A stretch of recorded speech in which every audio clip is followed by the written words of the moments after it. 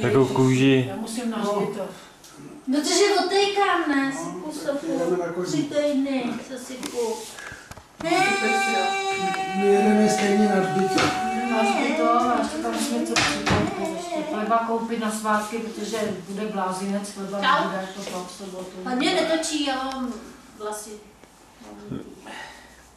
Romču natoč, až bude. Až bude na rum. Až bude hotelej. Počíli si na něj, se bude podívat. Nastav tu kameru a... Nastav tu kameru, až půjde ten do té ledničky. A co Pavel? Já jsem Pavel mi poslal včera SMS-ku, v 8:30, co nějak split asi datum, nebo co mi přáli včera. Čemu? Narozenina mi psal. Dneska jsme byli s Vukovickýma, Honzíkem. Ale já jsem mu říkal, že si chce přijede v sobotu a že to slavit jako nebudeme. Že to...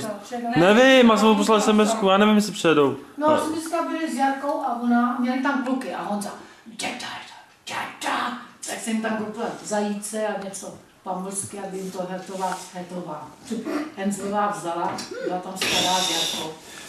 To je skvělý, že mi líbí. Co jsi tam zase dal? Vás jsem natočil.